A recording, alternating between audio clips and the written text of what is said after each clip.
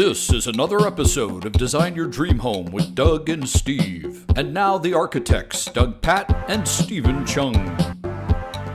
You are watching or listening to Design Your Dream Home with Doug and Steve. I am Steve. That is Doug. Good morning, Doug. Good morning, Stephen. How are you today? I'm looking forward to today's topic. It's a little bit different. Yeah, it's kind of fun. You know, I figured instead of 3 points or 3 tips, we could talk a little bit about homes in general. So I guess I suggested to you, let's talk about our favorite house.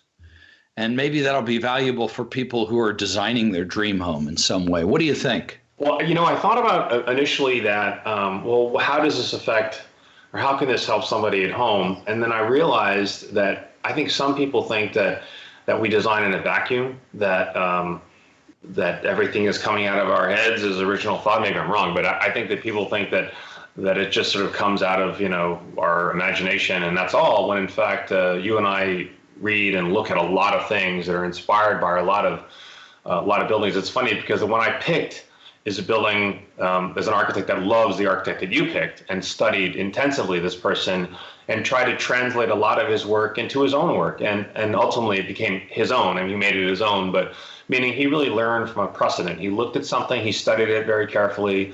He tried to sort of take those things that he thought were meaningful for him and then sort of turn it into his own work. And in the same way, the house that I'm going to talk about today is something that when I was a student, I loved and I learned so much from. I look at it now, I would probably say I would never design something like that. But I needed that. It helped me a lot.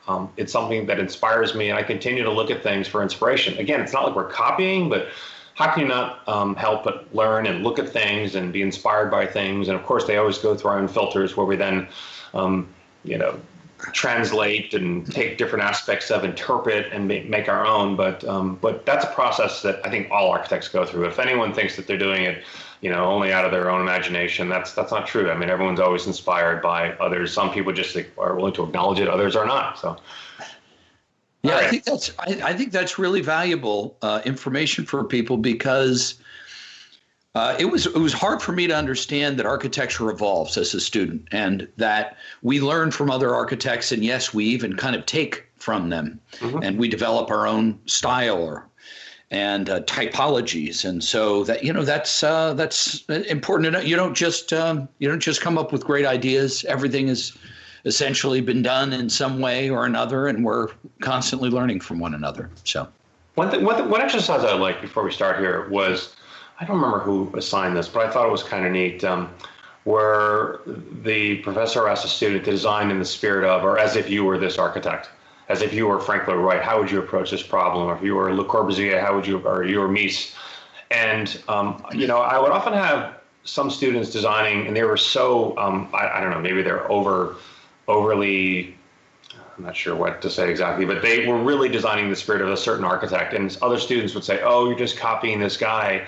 And they'd say to me, how come you like this project? He's just copying this guy. And I say, yeah, I'm not really looking for some incredible sparkle, originality when you're 18 years old. Yeah. I'd rather you learn. And if you're going to kind of wear the clothes of this architect for a semester, that's fine. I mean, you're gonna learn as much as you can from that person. And I think that's fantastic. I don't think you're going to be, when you're 18, a genius talent that just suddenly comes out of nowhere. I mean, it's fine that you learn from Le Corbusier or learn from Frank Lloyd Wright. So that's okay. I never had a problem with that. Absolutely. Totally agree.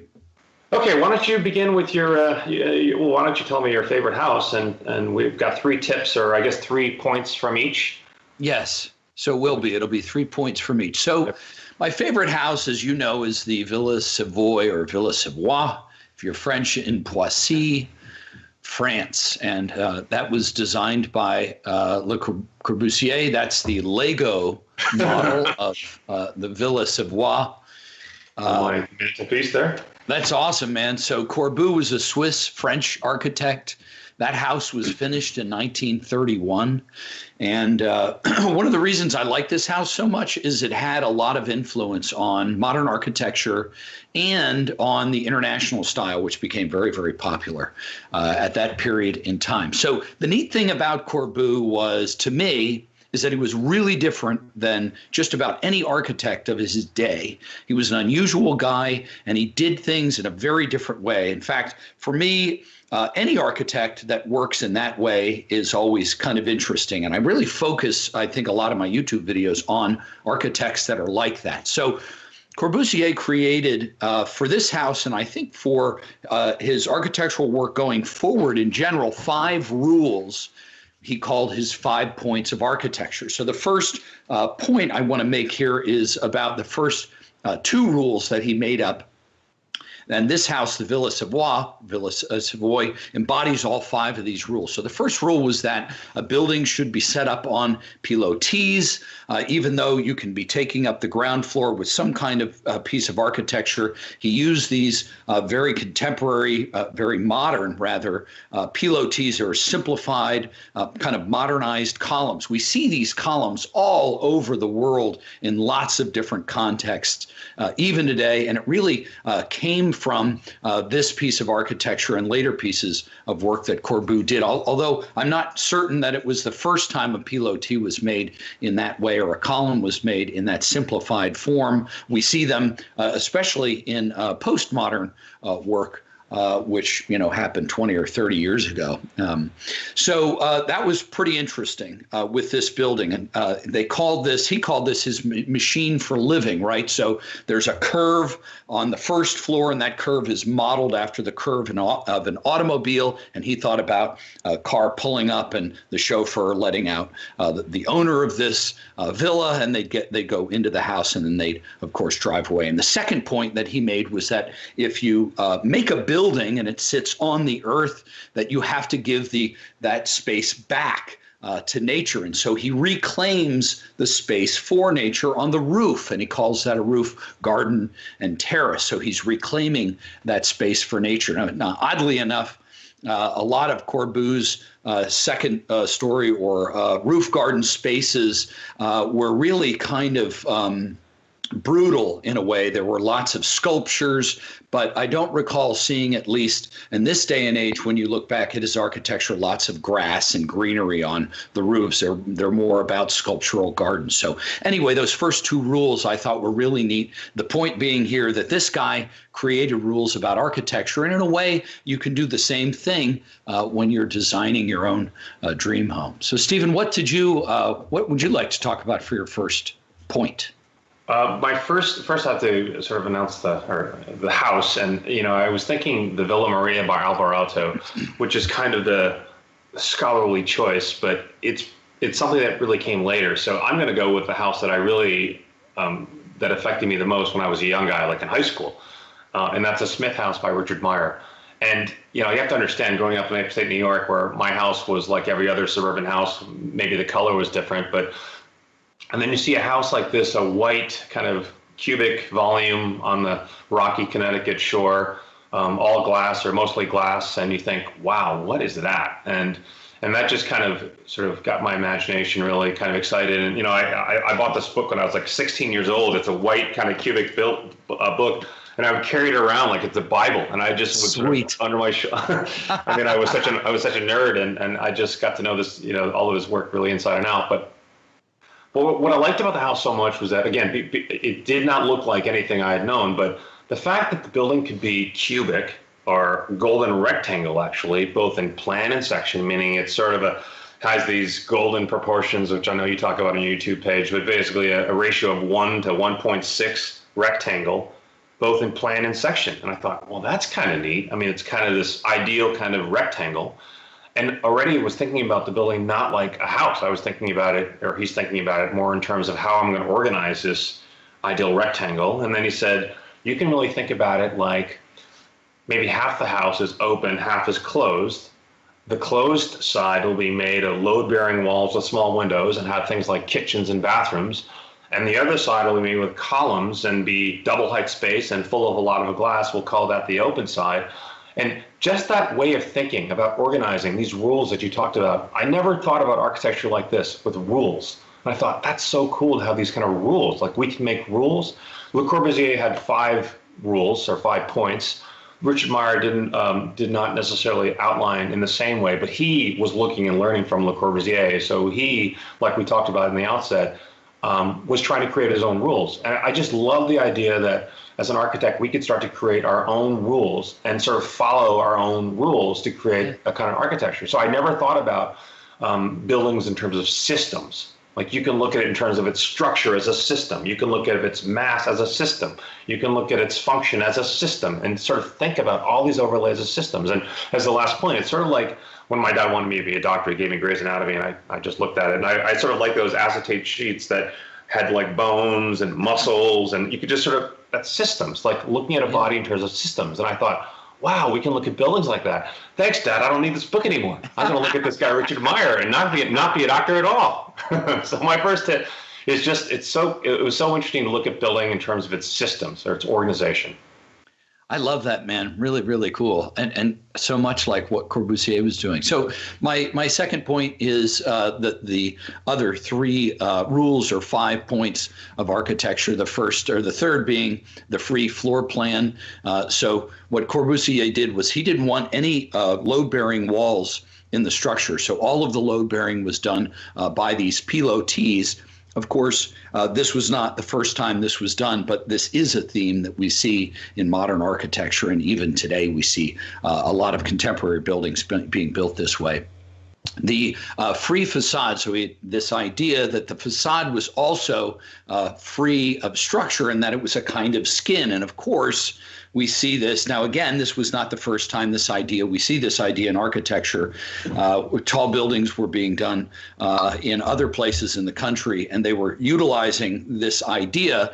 However, we still see this in modern architecture, and particularly in international style architecture, going forward. So really interesting thought. And lastly, the horizontal window or the ribbon window. So he thought you're sitting out there in this house, and as you look out, in a way to take advantage of these vistas of the view was to create windows that sat side by side. And so you see these massive ribbon windows on the Villa Savoye, which are really quite beautiful. Interestingly, I was doing an architectural tour of Victorian architecture in a small town called Danville, Pennsylvania. And these homes were, of course, done before any of this modern work. But even in Queen Anne style architecture, the beginnings of these ribbon windows are being seen. So Corbusier was, of course, borrowing from other architects that had been doing work before him. But the ribbon window is something that we still see today in architecture. It's definitely a type of window that is very popular. And you know that a building is contemporary when you see ribbon windows. Yeah, and again, it's really important to understand the context, the historical context. I mean, this is the 1920s, late 20s, where most walls are maybe stacked bricks and windows are not horizontal, they're vertical and they're punches and they're small. So just the idea of having the building up on columns, that's the support. Now the walls are just simply, a container, so you can open up the windows as much as you want. I mean, it's just a really different kind of time. So that's what made it so unique. And suddenly now you could look like at the horizon. You could look, which, these days we can do, but you didn't see that in residential architecture, which is why I think you sort of thought that was so exciting at that time. Yeah, absolutely. Good point. I'm glad you brought that up. All righty. So go back to the Smith House by Richard Meier. I thought a second component, which I thought was really exciting, was in terms of how you choreograph movement. This is how somebody visits your house and what is it that they feel. And I love so much that it feels like the building or house is responding to your movement. Okay, so let me explain. So when you approach this house, the first thing you see is a wall. That's that closed side. That's the side with the small windows. That's that load-bearing side. And you don't see actually the view beyond, which is incredible waterfront. It's really just a wall. And you think, well, what's that wall about? You see a little bridge. You walk across that bridge and you can see like a little entry, a little portal, and it's glass. And immediately opposite that glass is the fireplace, which is sort of, you can see just beyond.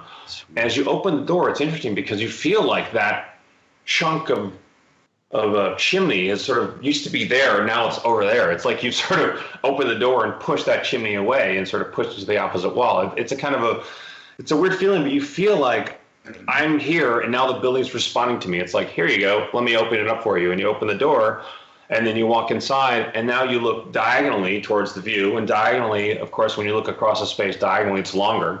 If you look across it straight, this is our math, right? How the hypotenuse is longer. So just the idea that you would turn diagonally and get a longer view across the house, and then towards the glass, and then, of course, the view. Just that sequence of going through something which was the view taken away, a little bridge, now this opening, the fireplace pulled out, now you're looking diagonally and seeing the view into a double height space. That entire sequence is so carefully choreographed. It made me think, I have to think about every building like that. Like you talked about the Villa Savoye, that really starts with the car shaping that entire experience, going around the building and the building kind of curving and responding to that curve. And we'll see that here in one of these images. And in the same way, it feels like the building is responding to your movement. So I think always now about buildings, about how you approach them and what you're going to see and how you can make it feel like somehow the viewer or the visitor is engaged and somehow is shaping that building. It's like it's responding to you. It's like you're talking to each other. And I think when a building does that, it feels like, wow, this has been really designed for me in my experience. So that's a great lesson for that. It is really about how the building seems to respond to you being there. And not being a static object, but really being in some kind of dialogue with you. That's really high up there, right, Doug? This ethereal kind of talk. Yeah, I love that, man. It's a wonderful way to think about architecture, that it's active and not passive. It's also interesting that Meier thought about all of that stuff when designing the building. And I had no idea that it was designed on the 1.618, the golden ratio. Really wonderful. Plan and section. Yeah, I'm plan and section. I'm always looking for examples of architecture that have been designed that way. So that's really cool. So my third point is really a simple one, and it's because I love this building because it is so unusual. I got to visit it back in 1991. And me too. You did in 91? Yeah, maybe I saw you there. Oh my gosh, that's incredible. Yeah, so while I was there, we were told a story. So the building was occupied. So 1931 was obviously very close to the World War II, and the Americans occupied the site that this building was on at one point. But right before the Americans occupied it, the Germans occupied it, and they actually used it to store hay, from what I understand. So there must have been some farmers locally, or some farmers ultimately used the building. But the story I heard when we were there was that the farmers loved to use the building because their cows could walk up and down the ramps. So although that's an interesting anecdote, the powerful thing about this piece of architecture is everything has been rethought. So as Stephen was saying, the ground floor was really thought about in terms of the automobile. The way the building was, the structural system of the building, the way it was lifted off the ground, these pilotis, that was rethought. When you walk through the spaces on the interior, there are these wonderful curves. There's a great, if I recall correctly, in the bathroom, or the bathtub is shaped in an S shape, so you can kind of lay on it and lounge. It's made out of tile. And you start to realize that Corbusier must have had the luxury at the time of rethinking absolutely everything about the buildings he was making. And that includes these ramps that really took the place of stairs in some of these locations. From what I also understand, the building had lots of technical issues. So there was water leaking constantly, and things weren't working. And so like Frank Lloyd Wright, they asked him about flat roofs, and he said something like getting a bucket. You get a bucket and you put it underneath the water that's leaking. So, these architects that were breaking all the rules were also challenging the technology at the time. And it was much more difficult at that time to make a flat roof work well than it is today. So these guys, Corbusier was a groundbreaking architect in many, many ways. And I would encourage you to take a look at his work, because it really is all about rethinking everything when you're designing a building. What's so funny about that visit in 91, when because it's quite a hike to get there if you don't have a bus and you're just kind of like me and taking subways and trying to figure out how to get to this place. I did the same. Right. So you finally find this place and you're like, oh my God, there it is. It's like, there's Michael Jordan. It's like some famous, Yes. some famous thing, but you've seen it in books and you're just like, oh, you're just kind of astounded and you're just like, wow. And you get to it, you're like, oh, it's so tiny. It's so small. It's such a little building. And it's funny because I always have that experience with these buildings that when I see them, they're so much smaller in person. I don't know if it's just the kind of the photography that makes it look bigger or just because people are scaled a little smaller back then. And I have that experience with every building I've ever sort of studied. Where I don't have that is when you sort of meet a famous athlete somehow, you're like, oh my God, you're way bigger than I thought. I thought I could probably play basketball. And oh my God, you're 7 feet tall. Like that's how tall 7 feet is. Okay. That's so true. Anyway. That's so true. All right. That's not useful information. All right. My last bit of information about the Smith house it's a great lesson, was while the house looks so different when you see it, this white cubic thing of a lot of glass on the water, and you're sort of surprised how it's organized, and you think, well, how, it's so different. It's so far away from what I could possibly ever do or build or whatever. And in fact, I bought this book. It's this awesome book from a Japanese company called GA, Global Architecture Series. And this book is all the working drawings of that house. And so it's so interesting to see because it's a wood construction. It's 2x4 wood construction with bad insulation and simple windows and painted wood siding. And it's a simple New England house. And I think, God, so it sort of got I looked at all the details and I think, I can do this. I mean, if you understand simple kind of wood construction, you can actually do some pretty magical things. It can sort of transcend the tools and the things we have at our disposal. So I always thought, oh, that's got to be made of some kind of crazy materials from Europe and some steel, this and that, and I can't ever do anything like that. And in fact, no, if you understand the materials, you understand the things that are at your disposal, you can do it. You can make something look, like something else. I mean, it can really be quite special. So it was a lesson for me, never to kind of use that as an excuse, like, oh, that must be done. That must be made of magic Play-Doh or something. I could never do that. I mean, in fact, no, yes, you can. You can do it. It's just a matter of sort of looking at the things you have in front of you and rethinking how you do that. And for him, it was taking the siding, turning it sideways, painting it white, not having a flat roof, having a flat roof, not a pitched roof, using plate glass and using some steel columns painted white. I mean, none of this stuff is so crazy. It's just sort of, his assembly and the way that he used them. Turn that building into something else. So I think you can transcend, if you want, the things that are around you by simply, being kind of clever and smart about using the things that are right in front of you. So that was a great lesson for me. It's a great tip, man. I agree. All right, Doug. Today was our little vacation day where we got to kind of talk about our houses and how they influence us. I think they still do. I think to me, this still influences the way I kind of look at things and think about things. And when people ask me, "Oh, do you like that?" right away, reflexively expecting an answer, I kind of think, well, let me look at it. Let me understand it. And I might not like its appearance, but it might be organized in a way that I think it's interesting. So my answer is kind of like, I like things about it. And they're always like, "Oh, do you like it or not?" It's like, I don't know, we're architects, so I can't just say yes or no. I kind of have to look at it and say, yeah, of the 18 things I see, 7 are pretty cool, 4 are not bad, 2 I don't like so much. And I'm not hemming and hawing, I'm just trying to understand it because we look at things very differently than maybe a homeowner. You don't say, I like it, I don't like it. It's more like, let me kind of understand all of it from every system and then look at it and see what I like about what I don't like about it. So it's subjective, but at the same time, there's a lot more that goes on to evaluating something. So I think that's something I want people to sort of take away. Yeah, I completely agree. I mean, architects, you can't just ask an architect if you like something or not. An architect is going to take it apart because that's part of how we were taught to look at things, not just one thing, but as a whole and then as a series of parts. So completely agree. Alrighty, Doug, you want to take this one away? So you've been watching or listening to Design Your Dream Home with Doug and Steve. Thanks for joining us, and we'll see you next time.